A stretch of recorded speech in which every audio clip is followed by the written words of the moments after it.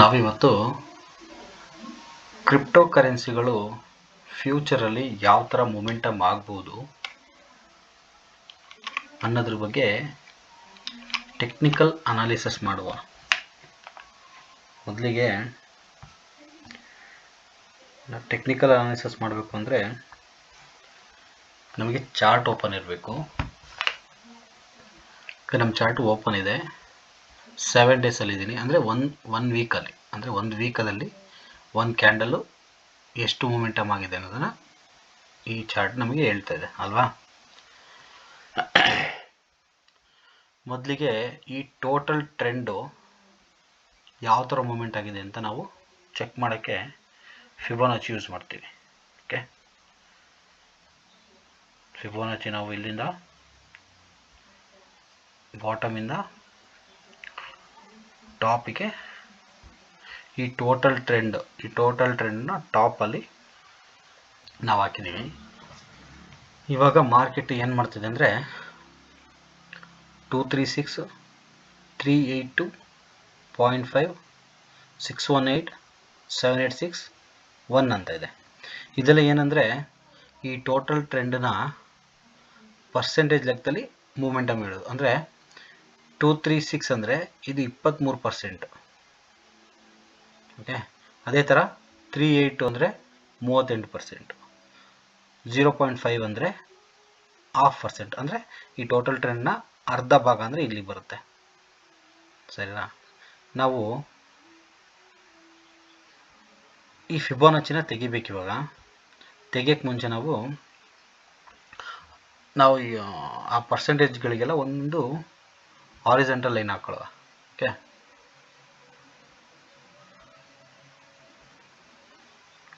ಎಲ್ಲದಕ್ಕೂ ಒಂದೊಂದು horizontal line ಹಾಕ್ತೀನಿ.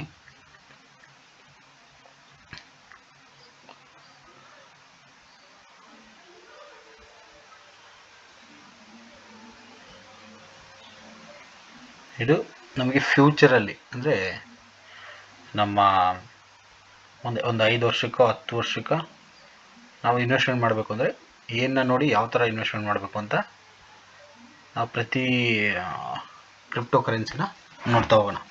ಸರಿ, ನಾನೆಲ್ಲ ಈಗ ಹಾರಿಜಾಂಟಲ್ ಲೈನ್ ಹಾಕ್ಕೊಂಡೆ. ಈ ಫಿಬೋನಾಚಿ ತೆಗಿತೀನಿ. ಈ ಟೋಟಲ್ ಟ್ರೆಂಡನ್ನ 23%ಅಲ್ಲಿ ಈಗ ಮೊಮೆಂಟಮ್ ನಡೀತಾ ಇದೆ ಅಲ್ವಾ. ಟೋಟಲ್ ಟ್ರೆಂಡ್ನ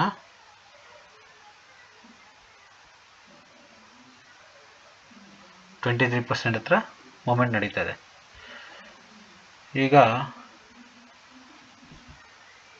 ಈ 23% ಹತ್ರ ಯಾವ ಕ್ಯಾಂಡಲ್ ಕ್ರಿಯೇಟ್ ಆಗಿದೆ, ನಾವು ಕ್ಯಾಂಡಲ್ ಬಗ್ಗೆ ತಿಳ್ಕೊಂಡಿದ್ದೀವಲ್ಲ, ಕೆಲವು ಕ್ಯಾಂಡಲ್ ಬಗ್ಗೆ ತಿಳ್ಕೊಂಡಿದ್ದೀವಿ, ಇನ್ನು ಕೆಲವು ಇದ್ದಾವೆ. ಓಕೆ, ಮುಂದೆ ನೋಡೋಣ. ಈಗ ತಿಳ್ಕೊಂಡಿರೋ ಕ್ಯಾಂಡಲ್ಸೇ ಇಲ್ಲಿ ಕ್ರಿಯೇಟ್ ಆಗಿದೆ ಕೆಲವೊಂದು. ನಾವು ಈ ನೋಡ್ತಿರೋ ಈ ಕ್ಯಾಂಡಲ್ಲು ಸಿಂಪಲ್ ಆಗಿ ಹೇಳ್ಬೇಕು ಅಂದರೆ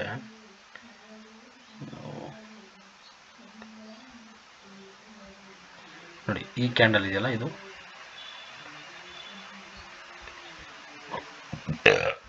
ಈ ಕ್ಯಾಂಡಲ್ ನಾವು ತಿಳ್ಕೊಂಡಂಗೆ ಈಗ ಏನಿದು,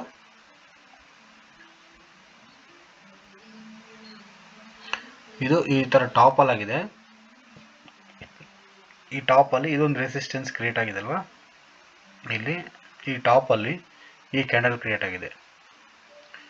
ಈ ಕ್ಯಾಂಡಲ್ ಟಾಪಲ್ಲಿ ಕ್ರಿಯೇಟ್ ಆದರೆ ಏನಾಗುತ್ತೆ, ಟಾಪಲ್ಲಿ ಕ್ರಿಯೇಟ್ ಆದರೆ ಇದು ಹ್ಯಾಂಗಿಂಗ್ ಮ್ಯಾನ್ ಆಗುತ್ತೆ ಅಲ್ವಾ. ಅದೇ ಕ್ಯಾಂಡಲು ಈ ಜಾಗದಲ್ಲಿ ಕ್ರಿಯೇಟ್ ಆದರೆ ಹ್ಯಾಮರ್ ಆಗುತ್ತೆ. ನೋಡಿ, ಈ ಥರ ಈ ಜಾಗದಲ್ಲಿ ಕ್ರಿಯೇಟ್ ಆದರೆ, ನೋಡಿ ಈ ಥರ ಈ ಜಾಗದಲ್ಲಿ ಕ್ರಿಯೇಟ್ ಆದರೆ ಹ್ಯಾಮರ್ ಆಗುತ್ತೆ. ಅದೇ ಜಾಗ ಇದು ಏನಾಗಿದೆ, ಇಲ್ಲಿ ಕ್ರಿಯೇಟ್ ಆಗಿದೆ, ಹ್ಯಾಂಗಿಂಗ್ ಮ್ಯಾನ್ ಆಗಿದೆ. ಇದಾದಮೇಲೆ ಈ ಕ್ಯಾಂಡಲ್ ನೋಡಿ, ಇದು ಮಾರಿಬೂಸ ಕ್ಯಾಂಡಲು, ಇದು ಮಾರಿಬೂಸ ಕ್ಯಾಂಡಲು.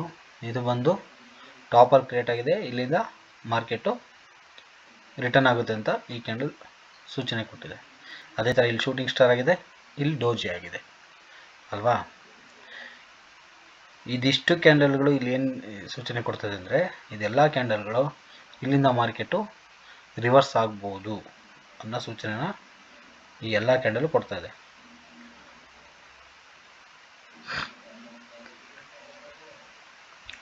ಈ ಜಾಗದಿಂದ ಕೆಳಗಡೆನೇ ಇದ್ದು ಈ ಜಾಗನ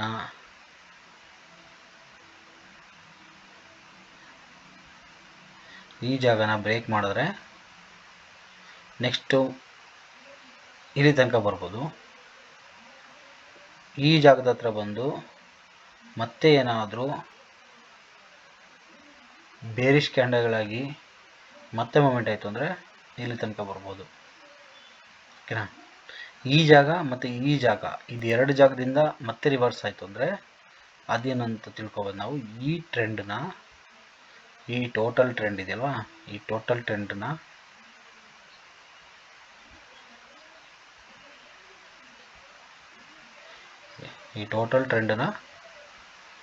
ನಾವು ರಿಟ್ರೇಸ್ಮೆಂಟ್ ಅಂತ ತಿಳ್ಕೊಬೋದು. ರಿಟ್ರೇಸ್ಮೆಂಟ್ ಆಗಿ ನಾವು ಅನ್ಕೋಬೋದು. ನೆಕ್ಸ್ಟ್ ಮೊಮೆಂಟಮು ಈ ಥರ ಆಗುತ್ತೆ. ಇದ್ರದ್ದು ಇಲ್ಲಿಂದ ಇಲ್ಲಿ ಬಂದು ಇಲ್ಲೂ ನಿಂತ್ಕೊಳ್ಳಿಲ್ಲ, ನೆಕ್ಸ್ಟ್ ಇಲ್ಲಿಗೆ ಬಂದು ಇಲ್ಲಿ ಸಪೋರ್ಟ್ ತೊಗೊಂಡು ಇಲ್ಲಿಂದ ಮೂವ್ ಆಯಿತು ಅಂದರೆ ಟೋಟಲ್ ಟ್ರೆಂಡ್ನ ರಿವರ್ಸ್ ಆಯಿತು ಅಂತ ತಿಳ್ಕೊಬೋದು. ಅದೇ ಮಾರ್ಕೆಟು ಇಲ್ಲಿಗೆ ಬರುತ್ತೆ, ಇಲ್ಲಿಗೆ ಬಂದಿದೆ, ಇಲ್ಲಿಂದ ಇಲ್ಲೇ ಬಂತು, ಇದೇ ಜಾಗದಲ್ಲಿ ಸಪೋರ್ಟ್ ತಗೊಂಡು ಇಲ್ಲಿಂದ ಮೂಮೆಂಟ್ ಆಯಿತು ಅಂದರೆ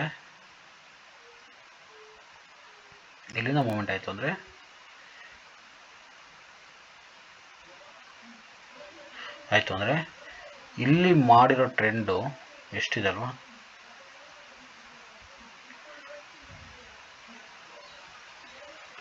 ಈ ಟ್ರೆಂಡು ತುಂಬ ಸ್ಟ್ರಾಂಗ್ ಇದೆ ಅಂತ ನಾವು ತಿಳ್ಕೊಬೋದು, ಅರ್ಥ ಮಾಡ್ಕೋಬೋದು.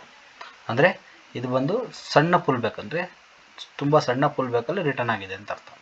ಇದು ಒಂದು ಸ್ವಲ್ಪ ದೊಡ್ಡ ಪುಲ್ ಬೇಕಾಗಿದೆ. ಅಂದರೆ ಎಷ್ಟು ಪುಲ್ ಬ್ಯಾಕ್ ದೊಡ್ಡದಾಗುತ್ತೋ ಅಷ್ಟು ಮಾರ್ಕೆಟು ವೀಕ್ ಆಗ್ತಾ ಹೋಗುತ್ತೆ, ಅಂದರೆ ಅಪ್ ಸೈಡ್ ಕಡೆಗೆ.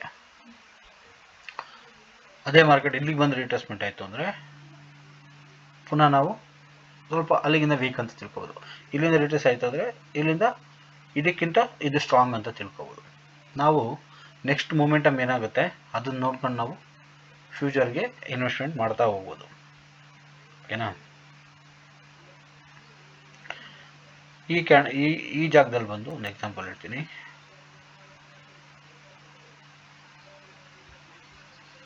ನಾವೀಗ ನೋಡ್ತಾ ಇರೋದು ಬಿಟ್ಕಾಯಿನ್ ಚಾರ್ಟು.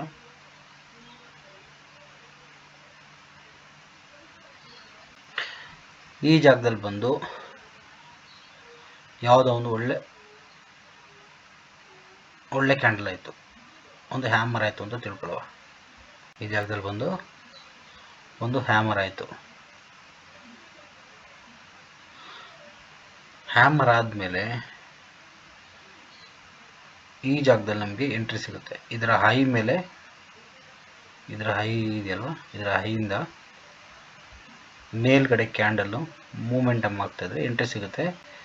ಈ ಲೋ ನಮಗೆ ಸ್ಟಾಪ್ ಲಾಸ್ ಆಗಿರುತ್ತೆ. ಇದ್ರ ಲೋ ನಮಗೆ ಸ್ಟಾಪ್ ಲಾಸ್ ಆಗಿರುತ್ತೆ ಅಲ್ವಾ. ನೆಕ್ಸ್ಟ್ ನಾವು ಇದನ್ನು ಅಂದರೆ ನಾವು ಕ್ಯಾಂಡಲ್ಸ್ನ ಐಡೆಂಟಿಫೈ ಮಾಡಬೇಕು. ಬರೀ ಇದೊಂದು ಹ್ಯಾಮರ್ ನೋಡಿ ಮಾಡೋದಲ್ಲ, ಇದು ಹಿಂದಿನ ಕ್ಯಾಂಡಲ್ಗಳು ಯಾವ ಥರ ಇದೆ, ಅದು ಯಾವ ಥರ ಮೂಮೆಂಟಮ್ ಆಗಿದೆ ಅಂತ ನೋಡಿಕೊಂಡು ಆ ಕ್ಯಾಂಡಲ್ ಬೇಸಿಸ್ ಮೇಲೆ ಈ ಕ್ಯಾಂಡಲಿಂದ ನಾವು ಎಂಟ್ರಿ ತೊಗೋಬೋದು. ಓಕೆ, ಅದೇ ಏನಾದರೂ ಇಲ್ಲಿಗೆ ಬಂದು ಮತ್ತೆ ಸೇಮ್ ಇದೇ ಥರ ಹ್ಯಾಮರ್ ಆಯಿತು, ಇಲ್ಲ ಯಾವ್ದಾರ ಒಳ್ಳೆ ಮಾರ್ಬುಲ್ ಕ್ಯಾಂಡಲ್ ಆಯಿತು, ಇಲ್ಲ ಯಾವ್ದಾರ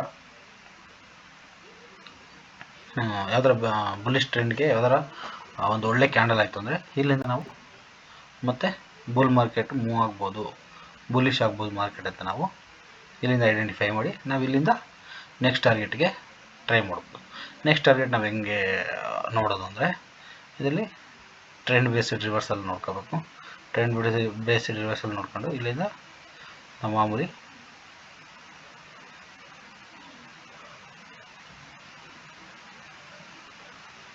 ಒಂದು ಫಿಬೋನಚ್ಚಿ ಹಾಕೋತೀವಿ ಟ್ರೆಂಡ್ ಬೇಸ್ಡು. ಇಲ್ಲಿಂದ ನಮ್ಮ ನೆಕ್ಸ್ಟ್ ಟಾರ್ಗೆಟ್ಸು ಯಾವುದಿದೆ ಅಂತ ನಮಗೆ ಗೊತ್ತಾಗುತ್ತೆ. ಇದು ಫಸ್ಟ್ ಟಾರ್ಗೆಟ್ ಆಗುತ್ತೆ. ಸೆಕೆಂಡ್ ಟಾರ್ಗೆಟು 115609 ಆಗುತ್ತೆ. ಥರ್ಡ್ ಟಾರ್ಗೆಟು 123208 ಆಗುತ್ತೆ.